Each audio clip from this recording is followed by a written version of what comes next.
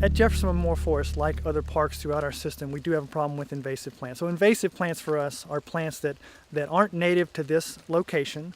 Frequently they come from other countries, brought in, a lot of them come from Asia, and their ability to enter into the environment and outcompete native vegetation is what makes them so problematic. They're able to reproduce rapidly. They're able to fill spaces that otherwise might be filled by native plants. The cycle there is that, you know, native plants are beneficial for a number of reasons. You've got wildlife that depend on those plants, so there's a whole cycle ecosystem that's dependent upon the native plants surviving. And so when we have invasive plants come into the system, whether they're native to America, they can be invasive and still be native. Certain trees are that way, like locusts, for example, can take over a site.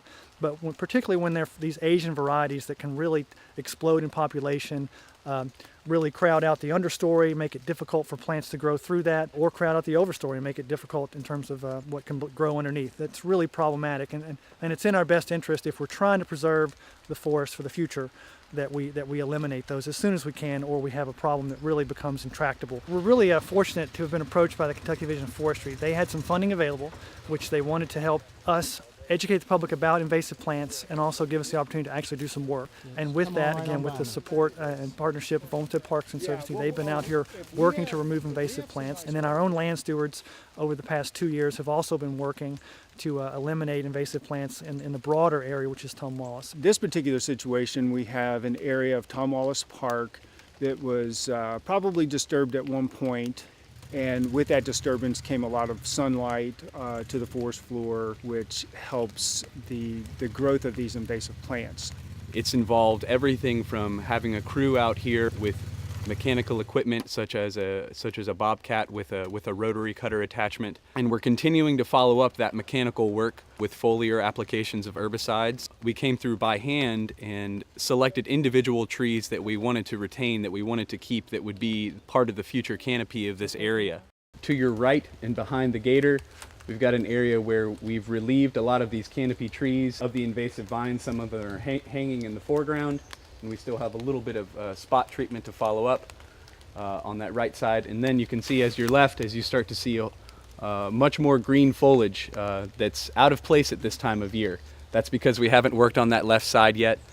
Even though we're working in sometimes very sensitive natural areas, we've learned that herbicides are just extremely effective, and if you use them properly as they're designed to be used, they can also be very safe. Some of the large areas that we're working in, we just wouldn't make any headway unless we used herbicides. Metro Parks has really only recently been making the efforts it has to be able to combat invasive plants and really improve the management of some of our natural areas. So in 2004, Metro Parks created the Natural Areas Division, which is based out of Jeferson Memorial Forest. We still have a relatively small staff, but we've been able to increase resources since that time. So we now have a supervisor who's completely in charge of our land management program, and he has been able to amass a small staff of 2 to 3 horticulture workers actually to help deal with the issues that we're facing. You know, our native plants have adapted over thousands of years to the climate and the conditions, the animals that are in the area. And, we'd like to promote the native plants. It's not really us promoting them, it's what nature has chosen to be here. The animals, that feed on them, they benefit by the diversity that's within our natural areas of Jeferson Forest. One of the things that people do not know a lot of times is that Jefferson County Memorial Forest, Jeferson Forest, is the largest nature preserve within Jefferson County. Approximately 2,500 acres of Jefferson Forest have been designated as part of that Natural Areas Registry by the Kentucky State Nature Preserves Commission. So, we want to protect these areas, we want the native plants to thrive in these areas, and we want to prevent the things that will take over these invasive plants from getting established. So again, our goal here at this particular location is to restore Tom Wallace to what we would like it to be in terms of habitat, but also make it really an aesthetically pleasing place. Since it is our main recreation area, we want the public to be able to come here and enjoy what would appear to be a very healthy forest. So improving this area is a big part of that. Again, we have about 20 acres in total in Tom Wallace that we're still working on. So over time, we will make this a wonderful place for both habitat and for aesthetically wonderful experiences.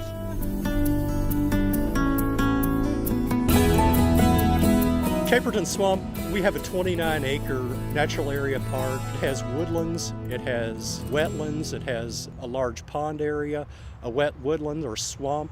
It's named Caperton Swamp for that.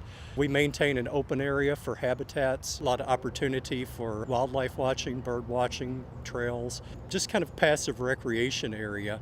Caperton Swamp has been part of the Metro Park system since, I believe, the mid-1980s. And in that time, it didn't receive a lot of attention, so a lot of invasives got a foothold here, which they were already here, but they just really had an opportunity to grow and spread. This field area will maintain it by mowing it annually in March. We hold it in an early successional field stage so that it provides a lot of habitat for birds. You can probably hear a lot of birds singing in the background here. If you hike back to the back of Caperton Swamp, you'll come to this pond area, several acres of usually water. Occasionally it does dry up in the summer, but it's great habitat for seeing birds and herons. Sometimes we see black-crowned night herons in here and other water birds. This is the true swamp of Caperton Swamp. It's more of a wet woods than a swamp. It does dry up in the summertime.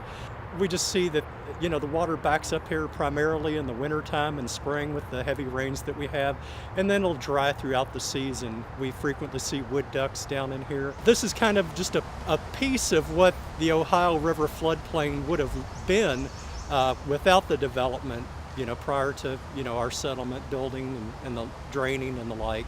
So it just good preservation of what would have been here. It is satisfying to come to a property that's just a thicket, just of nasty invasives, and to just come in and just begin that removal project. And then just to see the transformation as we do clear the land. At first it's pretty bare, but then, in a few short months, if it's the growing season, we have the native wildflowers and grasses springing up in the understory. That process is, it's very rewarding to see that, but also when we come in and reintroduce the native trees and shrubs to the forest and to see those take a foothold and then grow and then eventually reproduce and establish, a natural native Kentucky woodland. Just a great sight to see. So we're working real hard to remove invasive plants, and people may ask, what's the big deal about invasive plants? They're just green like everything else. And I think to a lot of people who don't really know about plants, that may be what you see. For instance, when you drive down I-64, you're going to see lush greenery on the side, but actually in most cases that's a non-native invasive plant from Asia. And what those plants do is they really kind of take over the landscape. What we had here when we came in a few years ago was this really overgrown situation, not inviting at all. The invasive plants had really covered up a lot of historic dumping and debris. So the community really wasn't able to use this property to its potential. So what we've done and what we're doing is to come in and really transform it back to a more natural state.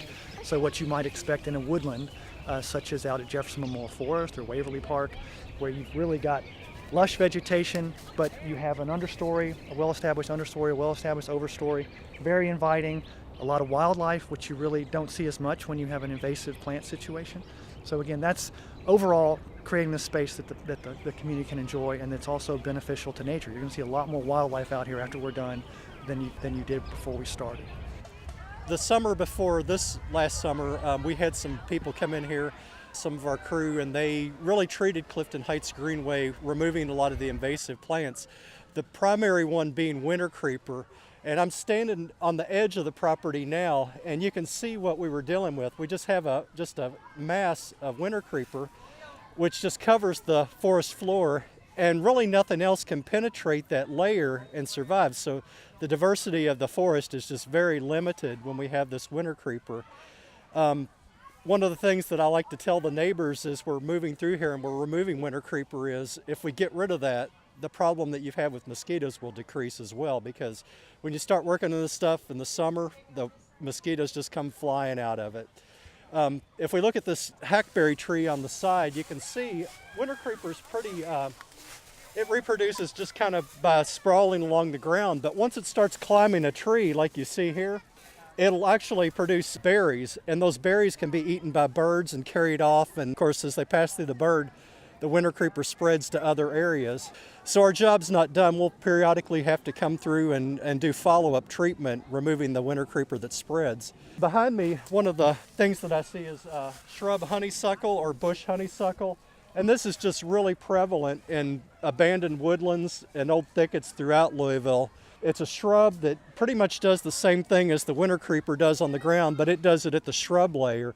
It just grows into a dense mass, and it prevents light from getting to the forest floor so other shrubs don't grow. Native trees won't penetrate that layer most of the time. And it gets up to very large size, several inches in diameter and trunk diameter. And like the winter creeper, it can also be spread by birds and their droppings as the birds feed on the berries. This is an area that we have removed the winter creeper. This was blanketed with a winter creeper layer like we saw before. So now you can see there are a good layer of leaves from the foliage from trees this fall. And a lot of things are growing here. In the spring we saw good recruitment of wildflowers that were kind of latent, laying underneath that winter creeper, just waiting for the opportunity to grow. But we also see other non-native things springing back up, and this is an example, garlic mustard along the forest floor here. Another non-native species that grows as a biennial. It takes 2 years to reach maturity. And we'll come in here and we'll pull a lot of that and get rid of it that way. We may also do some herbicide treatment of that. Some of the other things that we see growing in here are Japanese honeysuckle, another non-native vine that we want to get rid of, so we have a bit of that along the forest floor. We have a good amount of native trees that are in this area, like this ash tree that's beside me. And you know, that's the foundation of the forest. You know, we can start from the canopy trees that are already here, that belong here, the native trees, and we can plant underneath them, add additional native trees and shrubs as we're doing today. A lot of times we'll bring in new seed of wildflowers from the local area and get that layer of the forest established as well. What we're doing is actually transforming this into a place that the neighborhood can enjoy. And that's a process that we've been undertaking at a lot of properties around the community. In addition to Clifton Heights Greenway, we've also worked at Beargrass Creek Greenway, which is at the corner of Lexington Road and Grinstead. We've been doing this work at Waverly Park out in southwest Louisville and also at Jeferson Memorial Forest. So the overall goal that we're working for in the Natural Rose Division is to take these spaces that may be underloved, a little bit abused in the past, transform them into spaces that the community can enjoy. So that's our main mission here.